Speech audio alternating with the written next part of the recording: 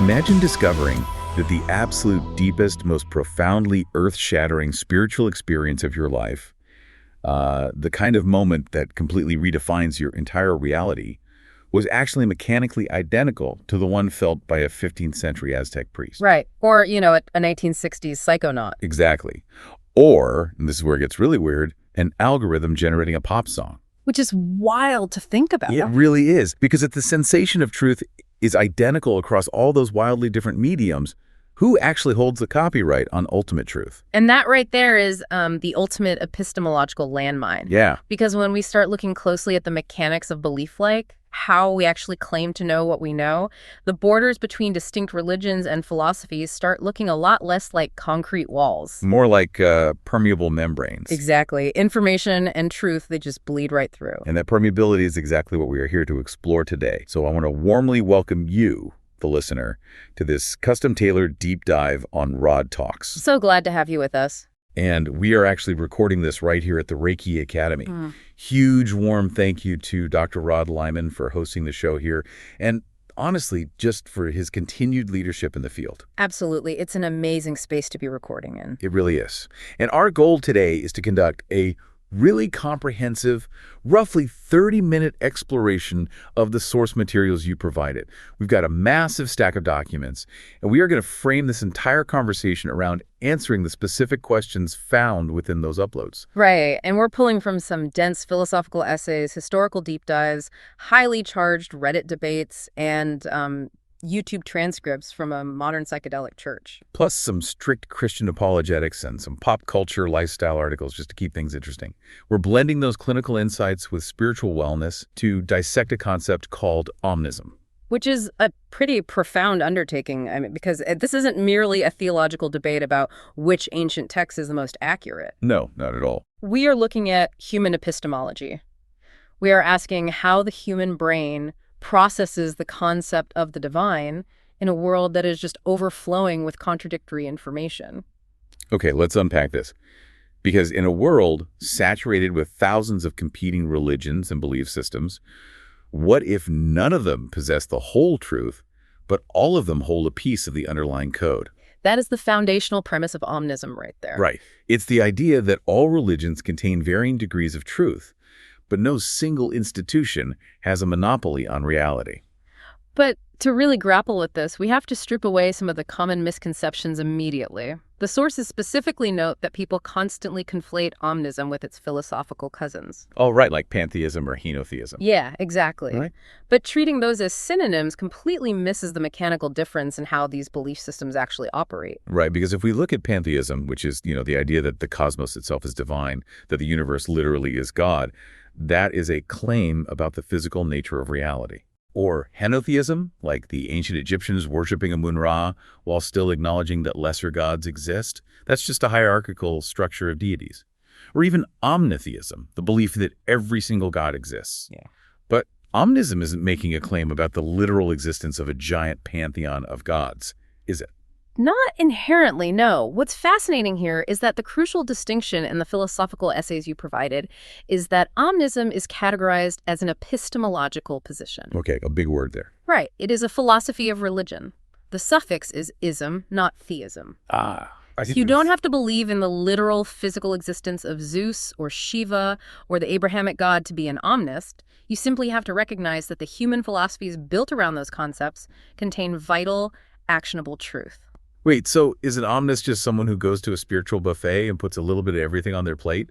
I mean, doesn't mixing so many different ingredients just result in a confusing soup? I love that analogy, but it's less about eating everything and more about acknowledging the nutritional value in every single dish. Okay, that makes sense. Yeah, you don't have to eat the whole buffet to respect that the food provides sustenance. It's like viewing religion as an open source operating system.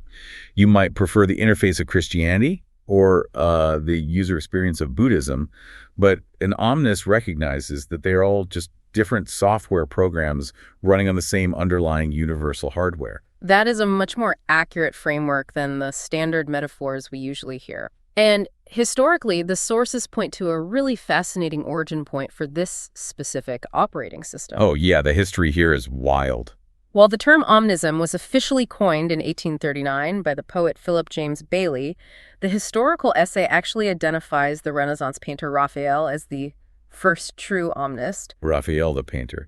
Not exactly who I picture when I think of radical theological rebellion. Right, which is exactly what makes his inclusion in these sources so compelling. Raphael was an ordained priest embedded in the Catholic Church during the Renaissance. Yet his private and artistic life was dedicated to a deeply comparative study of diverse non-Christian religions. He represented this really enlightened eclecticism, and the ultimate physical manifestation of his worldview is his burial site. Oh, the Pantheon? Yes, he chose to be buried in the Pantheon in Rome. Literally the temple of all gods. Exactly. Just think about the architecture of the Pantheon for a second.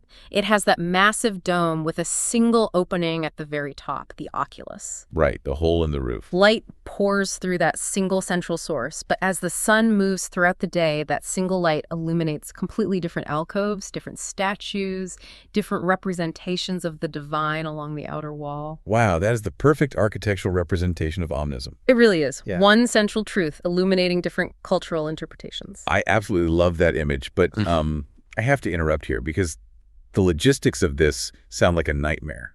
If you don't have a centralized dogma telling you what the light actually means, like if you're just aggregating bits of wisdom from everywhere, doesn't that just become a chaotic, personalized religion of convenience?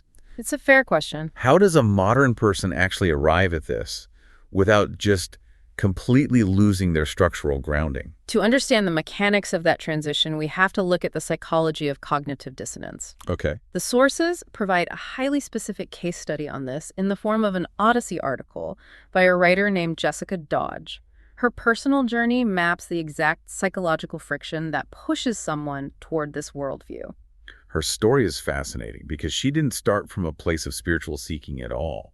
She actually started from a place of rigid atheism. Yes, she was very upfront about that. She was raised to view religion as a hoax, and she explicitly mentions feeling this sense of like elite intellectual superiority over people who believed in the supernatural. Which, ironically, is its own form of fundamentalist dogma. It is a closed epistemological loop. But then she experiences a catalyst. She attends a Christian church with her boyfriend's family. Right. And instead of finding the intellectual ignorance she had been primed to expect, she encounters something entirely different. She feels a profound sense of empowerment, a genuine spiritual connection. She begins praying and reading the Bible, and she describes it as filling a void she didn't even know existed. But the honeymoon phase doesn't last forever. She hits a massive theological wall. And this is where the mechanics of omnism become a literal survival tool for her. Because she reads the core doctrine that non-believers, including genuinely good, compassionate people of other faiths, are destined for eternal damnation. Right. And her internal moral compass completely short-circuits. That is the cognitive dissonance right there. Exactly. She has a primary, undeniable experience of spiritual connection, but the institutional container she found it in requires her to condemn the rest of humanity. She literally asks, who was I to say what other people should believe? The exclusivity of the dogma became totally incompatible with her lived experience of a loving divine presence. So instead of throwing the baby out with the bathwater and returning to atheism, she adopts omnism.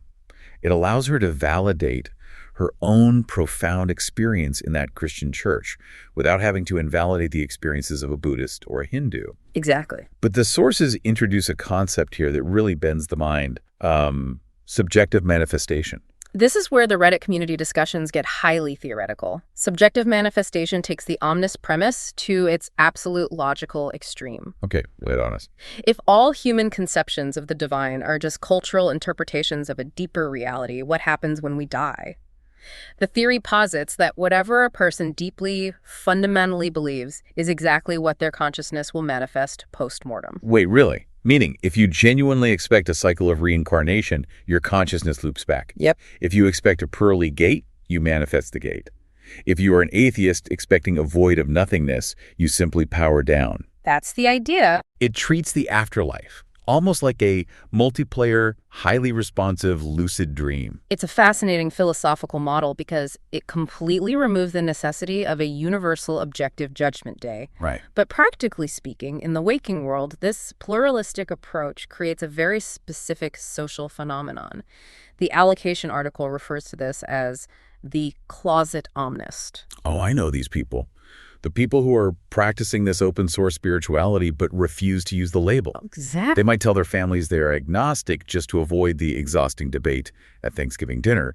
Or they might take a highly secular, historical, critical approach to sacred texts. Right. They look at the Bible or the Quran and say, these contain profound human wisdom, but they were hand-copied by fallible men, heavily edited for political reasons, and translated poorly over centuries. They strip away the infallibility, but keep the moral utility. And we have to ask why this specific, somewhat hidden worldview is gaining so much traction right now. The internet. Basically, the sources implicitly point to the reality of modern globalization. Empathy is heavily reliant on proximity. Oh, that's a good point. 100 years ago, your entire social circle likely shared your exact religious paradigm. Today, your neighbor, your doctor, and your best friend might represent 3 entirely different global religions. And looking someone you deeply respect in the eye and telling them their entire ancestral spiritual heritage is destined for hellfire feels incredibly dissonant to a modern interconnected mind. It feels socially and intellectually arrogant. So Omnism functions as a pressure release valve for that tension. It allows for absolute mutual respect. But I'm looking at the practical application here, and it seems exhausting. How do you mean? Well, the sources mention a paradox. Some omnists still prefer one path, like a Buddhist omnist, while others only follow patriarchal religions because they fear paganism. Does having no strict rules actually make it harder to practice? If you are a closet omnist, the mental load is entirely on your shoulders. You don't have a priest or a standardized text telling you what is right and wrong. Yeah. Does this radical freedom actually leave people feeling unmoored? It absolutely can. The burden of synthesizing your own morality from the global buffet of human philosophy requires a massive amount of intellectual labor. And historically, human beings crave structure. We crave ritual. We crave a shared physical space to experience the transcendent together. Which brings us to one of the most surprising twists in our source material. If omnism is inherently anti-dogmatic and highly individualized, what happens when someone tries to build an actual physical institution around it? This is a wild pivot. It is. I want to shift gears and look at the YouTube interview featuring Steve Connolly and the emergence of the modern Church of Omnism, because this completely redefines what a church even is. It really does. When we hear the word church, the architectural mental model is immediately triggered. A centralized building, pews, a designated leader, a collection plate, and a highly structured liturgy. Standard Sunday morning stuff. Right. But Connolly describes the Church of Omnism not as a building, but as a decentralized community collective. Its primary function isn't pushing a specific deity. What is it then? Its primary function is collective bargaining for sacramental rights. And we need to be very specific about what they mean by sacramental rights, because we are diving straight into the psychedelic renaissance here. We are. The sources explicitly detail the use of entheogens, powerful molecules like ibogaine, psilocybin, and LSD. And they are not talking about recreational partying in the desert at Burning Man. No, not at all. They are treating these substances as profound molecular keys to the divine. They are framing cognitive and molecular freedom as a fundamental human right. Connolly discusses the clinical and spiritual application of these molecules to treat severe trauma, PTSD, and the fentanyl addiction crisis that is just ravaging communities. He talks about how these substances forcefully dismantle the bougie illusions and the rigid ego structures that modern society forces us to build. It's the ultimate shortcut past the dogma. You don't need a priest to describe the divine light to you if a molecule can force your brain to experience it directly. But the historical parallel Connolly draws here is what really stopped me in my tracks. He compares this molecular approach directly to the foundational days of Alcoholics Anonymous. Yeah, it's a piece of history that institutional AA often minimizes today. Bill Wilson, the co-founder of AA, was a huge advocate for the use of LSD in the 1950s. Which sounds so crazy to modern ears. It does, but Wilson understood that overcoming severe late-stage alcoholism wasn't just a matter of willpower. It required a profound, ego-shattering spiritual awakening. Right. He believed that a carefully guided psychedelic experience could reliably facilitate that vital spiritual shift. Because what is the absolute core requirement of the 12 steps? Admitting you are powerless and acknowledging a higher power. It doesn't dictate what that power is. It could be the Christian God, the universe, or just the group itself, but it demands the surrender of the ego. Exactly. The Church of Omnism is taking that exact mechanical framework and applying it universally. Precisely. If We connect this to the bigger picture. It's a profound shift. But there is a massive socio-political friction point here. Connolly is deeply critical of the corporate landscape surrounding this renaissance. Oh, the pharma stuff. Yeah. As psychedelics become medically destigmatized, pharmaceutical companies are rushing to isolate, synthesize, and patent these natural molecules. Because there's money to be made. Exactly.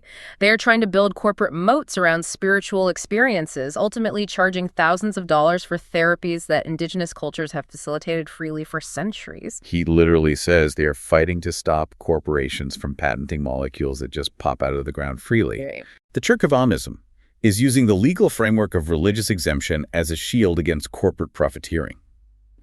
It is a shift from the isolated consumerist I am to the deeply communal we are. And this fight is highly symbolic, which is why the community heavily leans on the trickster archetype. The sources highlight their reverence for street art, figures like Banksy, and folklore like Brer Rabbit. Wait, how does Banksy fit into a theological framework? Because the trickster disrupts established authority without using traditional power structures.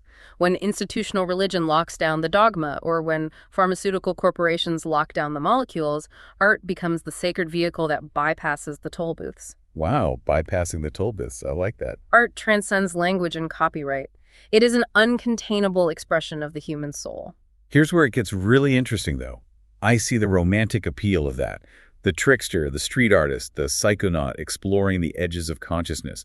But I have to push back hard here, because the historical track record for this kind of unregulated, decentralized exploration is pretty grim. It definitely can be. The sources even acknowledge the danger.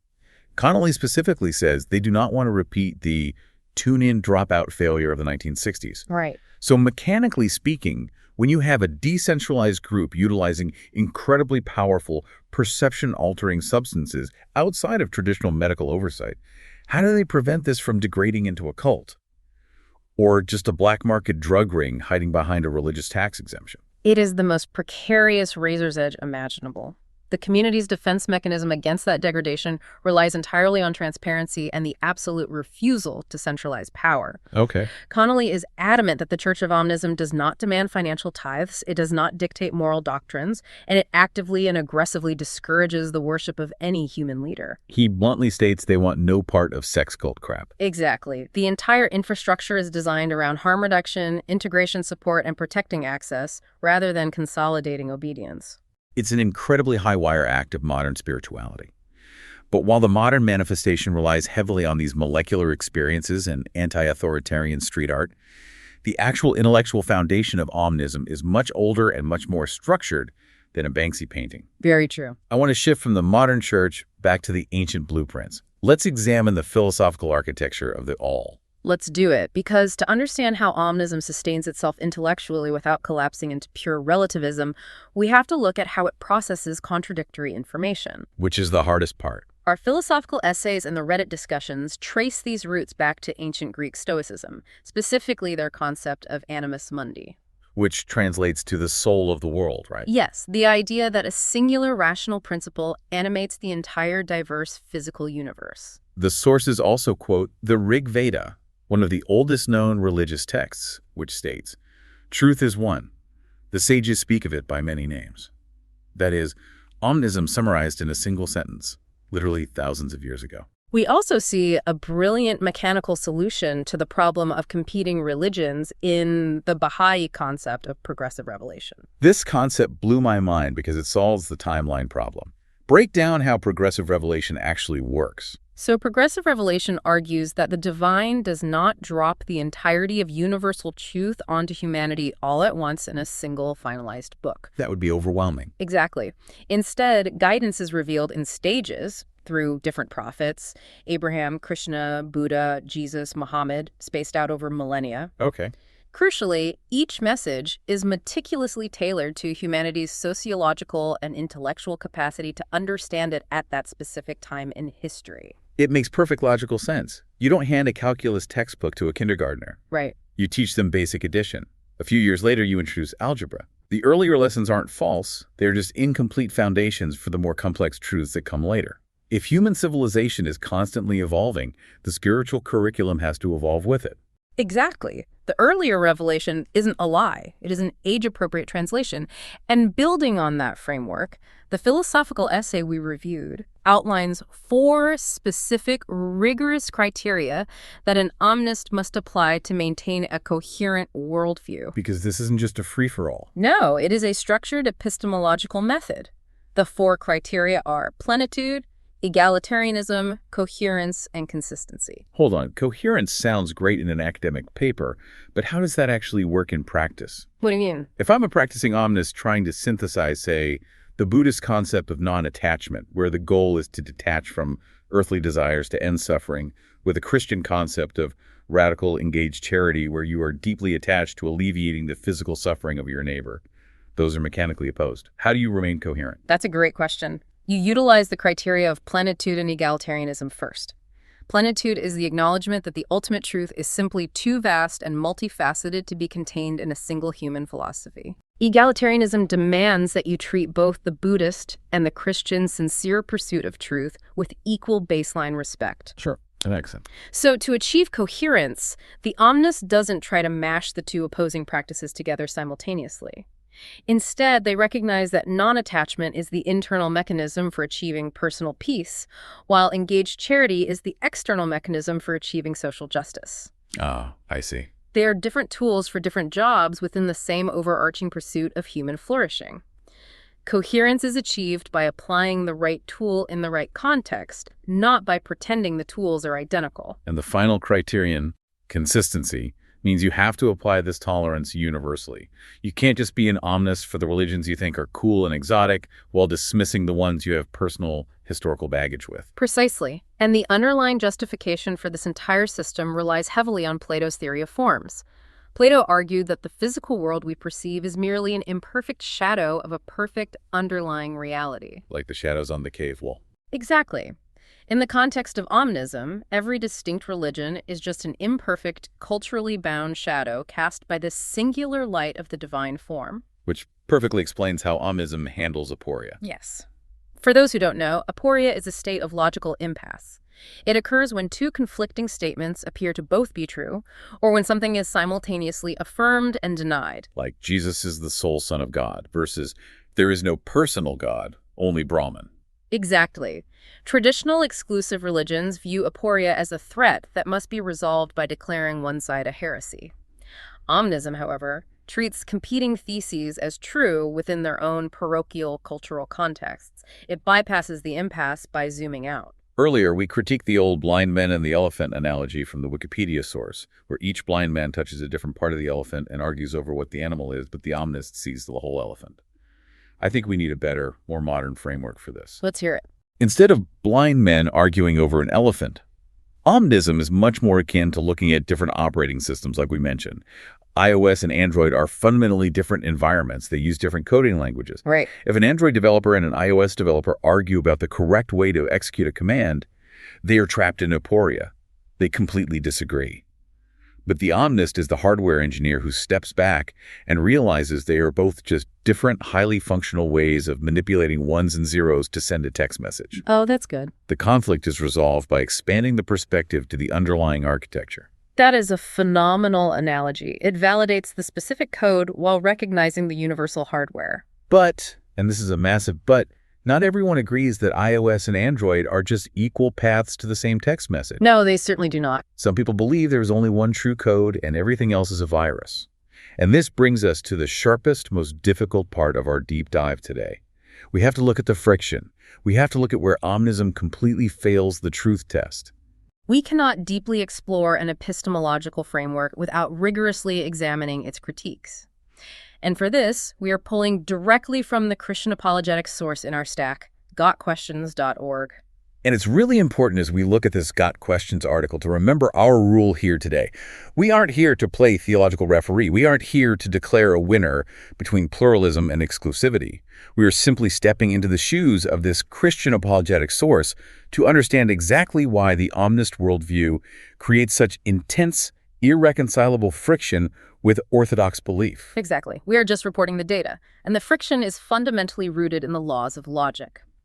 The Got Questions article fundamentally, logically, and biblically rejects omnism. Yep. It argues that while the omnist philosophy sounds lovely, tolerant, and politically correct, it utterly fails the basic philosophical tests for objective truth. Their main argument rests on the law of non-contradiction. You simply cannot smooth over the edges of these vastly different religious claims. It isn't just a matter of different cultural aesthetics, it's a matter of irreconcilable mechanics. Can you give an example? Sure. For example, you cannot have a universe ruled by one unique, singular, personal God, and simultaneously have a universe ruled by millions of distinct deities. Right.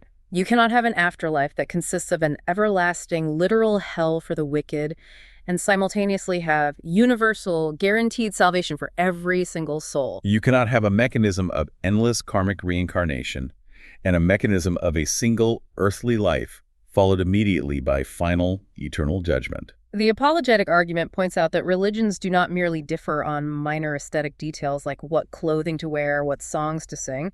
They differ in fundamental, crucial, and diametrically opposed ways regarding the very basis of human morality, the nature of reality, and our ultimate eternal destiny. The article specifically takes aim at a piece of modern pop culture that perfectly encapsulates the omnist ideal, that famous coexist bumper sticker. You've seen it 1,000 times, right? Oh yeah, where the letters are made of different symbols? Yeah, the letters of the word coexist are made out of the Islamic crescent moon, the peace sign, the Christian cross, the Star of David, the Wiccan pentacle.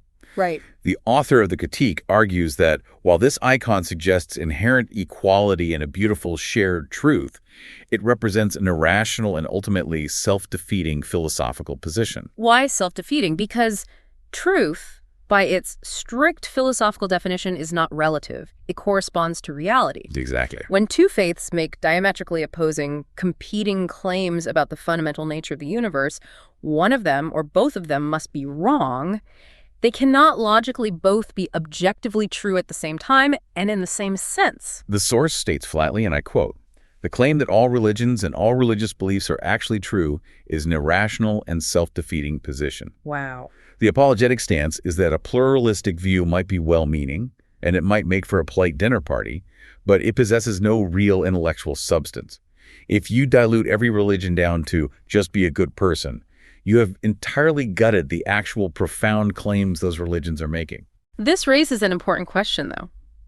How do we, as a global culture, handle the immense tension between the deeply human desire for inclusive harmony and the unyielding logical constraints of objective reality? It's the million-dollar question. Because the omnist genuinely believes they're standing on an enlightened middle ground, seeing the whole operating system. But to an exclusive religion, that middle ground is an illusion. To them, the omnist isn't enlightened or tolerant. The omnist is simply fundamentally and dangerously incorrect. I want to turn this directly to you, listening right now. Think about the mechanics of truth in your own life. If someone stands in front of you and passionately argues the sky is blue, and another person stands next to them and argues with equal passion, no, the sky is bright red. Okay. It's the most respectful, intellectually honest answer to step between them and say, you know what, your truths are equally valid, the sky is actually purple. Or is it possible, perhaps ethically necessary, to admit that despite their sincerity, one person is simply right and the other person is fundamentally wrong? That is the ultimate epistemological crisis of the 21st century. If everything is equally true, does the word truth even have a functional meaning anymore? Does it just become a synonym for preference? It's an incredibly heavy question. But what is truly fascinating about the stack of sources you provided is that this chaotic search for what is right and true and meaningful doesn't just happen in theology textbooks, ancient temples, or apologetics websites. No, it happens everywhere. It bleeds into absolutely everything we do. It bleeds into our everyday culture, our music, and our social media feeds. Which brings us to our final area of exploration, the modern cultural sandbox. Because if we look at the lifestyle articles from the Odyssey that were included in the sources, we see vivid, concrete examples of human beings engaging in this exact same epistemological search for meaning, but they are doing it entirely outside of traditional religious or academic structures. Exactly. People haven't stopped trying to map the divine, they've just started using different, seemingly secular instruments to do it. Let's start with the article about AI and music. On the surface, it's just a critique of technology. It discusses how artificial intelligence can now perfectly mimic the vocal inflections of artists like Freddie Mercury. Yeah, the deepfakes are getting wild. An algorithm can generate flawless chord progressions, perfectly timed drops, and mathematically optimized hooks in seconds. But the author aggressively pushes back against this, arguing that AI music is a sterile landscape of algorithmic mimicry. It fundamentally lacks a soul. Now, connect that back to what Steve Connolly and the Church of Omnism were saying earlier about the trickster archetype and art being a sacred expression. The resistance against AI in music isn't merely a debate about copyright law or labor disputes. It is a profoundly spiritual defense mechanism. Exactly. Why does AI lack a soul? Because it bypasses the struggle. Omnism, in its search for truth across human experiences, values the human struggle. The vibration of a human vocal cord breaking because the singer is crying, the slightly off-tempo drum beat because the musician is exhausted, but playing with passion, those imperfections are the fingerprints of the divine. The argument here is that true art requires a human soul grappling with the friction of reality. To remove the human struggle via an algorithm is to fundamentally remove the divine spark from the art. It's a defense of the human spiritual process. And we see another entirely different framework for meaning-making in the article dedicated to astrology. Right. Now, a lot of people dismiss astrology as just silly daily horoscopes in the back of a magazine. For sure. But the source article explains the deep mechanics of it. It details how people aren't just their sun sign. You have an entire complex chart mapped across 13 houses. You might be a naturally reserved, structured Capricorn, but if you have a chaotic, talkative Gemini in your third house of communication, that explains the contradictions in your personality. Look at what astrology is functionally providing here. It isn't necessarily about predicting the future. It is acting as a pluralistic map of human nature. It's a framework. Yes. It is a highly complex, interconnected system that people use to understand themselves, to categorize their psychological traits, and most importantly, to find harmony in their own internal contradictions. It provides a structured map of meaning and identity, functioning mechanically in the exact same way a religious text or an omnis framework would. It helps people synthesize the chaos of who they are. And we see this desperate search for synthesized meaning show up in pop culture connection too. There's a passionate review in the sources of Sarah Bareilles' song She Used to Be Mine. Great song. Incredible song. The writer meticulously breaks down how the song speaks to the universal trauma of losing your former self, of navigating massive life changes, and finding the fire inside you to heal from broken relationships. The pop song itself is acting as a source of emotional salvation. It is secular liturgy. We even see it in the seemingly most shallow places. There is an article listing song lyrics for spring Instagram captions. Oh, right. Quoting artists like Weezer, Beyonce, Drake, which feels completely disposable, right? It's just an Instagram caption. On the surface, yes. But what is the user actually doing mechanically? They are taking a photograph of their life, a moment they want to preserve, and they are actively seeking out a lyric, a piece of culturally shared poetry to attach to it. Oh, wow. They are trying to give their personal isolated experience a broader resonance. They are looking for connection to a larger human narrative. They're saying, Beyonce felt this, I feel this, we are connected by this truth. And finally, that brings us to the open letter titled The Importance of Being a Good Person. The core argument of this piece is that being a good moral person is entirely independent of your specific religion, your political affiliation, or your cultural background. Right. It states that you are born with an inherent purpose, and that dealing with people who are cruel or who take advantage of your kindness is just part of the necessary obstacle course of spiritual growth. An ethic right there. The idea that inherent goodness and moral truth are entirely independent of institutional dogma is perhaps the most fundamental distilled tenet of secular omnism. It really is. What we see synthesizing across all these seemingly disparate lifestyle articles is a massive sociological reality. Modern culture is our primary form of meaning-making. So what does this all mean? If traditional exclusive religion is actively rejecting this pluralism, if the God questions apologetics say you can't be an omnist and be orthodox, where does that leave the average person? That's the challenge. They don't just stop looking for meaning, they just start looking for it in Spotify algorithms and astrology apps and Reddit threads. Precisely. Whether you are rigorously reading your natal chart to understand your flaws, fighting to keep sterile algorithms out of human music to protect the concept of a soul, or finding profound, terror-inducing solace in a pop song lyric to post on social media, you are engaging in a deeply human, deeply spiritual quest for identity and truth. Maybe the modern world is unintentionally practicing a massive, decentralized, secular form of Omnism every single day. We're piecing together our own personal truth from a podcast, a horoscope, a YouTube video, and a conversation with a friend, just trying to survive the sheer, overwhelming complexity of modern life. We're trying to build our own operating system because the old ones don't seem to run our current reality smoothly anymore. We are aggregating wisdom wherever we can find it, trying to stay coherent in a world of endless aporias. What an incredible journey this deep dive has been. We started by redefining the omnispectrum, looking at how the Renaissance architected pluralism in the pantheon. A long way from Instagram captions. Seriously. We unpacked the intense psychological journey of the closet omnist, navigating the cognitive dissonance of exclusivity. We explored the radical, molecular approach to divine access championed by the modern psychedelic church of Omnism, and we faced the sharp, unyielding logical demands of Christian apologetics and the law of non-contradiction. Finally, we saw how this exact same primal search for truth permeates the pop music we listen to and the culture we consume daily. The ultimate takeaway from navigating this massive stack of sources is this. Whether you subscribe to one strict, exclusive faith, no faith at all, or a completely fluid blend of all faiths, the conscious, rigorous exercise of examining how we form our beliefs is vital. Yeah. In a world of infinite, algorithmically driven information overload, understanding the mechanics of your own epistemological lens is your only defense against being swept away by the chaos. I want to leave you with one final provocative thought to mull over, something that builds on the absolute furthest edges of everything we've discussed today. Imagine that tomorrow, humanity makes definitive, undeniable contact with an advanced extraterrestrial civilization. Okay, go on. And this alien species arrives with entirely different, completely incomprehensible concepts of spirituality, consciousness, the afterlife, and the cosmos. Concepts that map to absolutely zero human historical data. No cross, no crescent, no karma, no trickster archetype. Exactly. Completely alien hardware. Would our exclusive, earthbound religious dogmas be able to survive that encounter intact?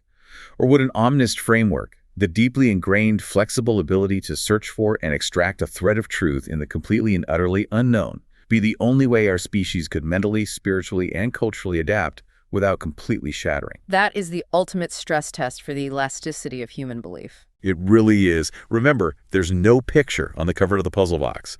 We're all just examining the pieces, trying to figure out how they connect.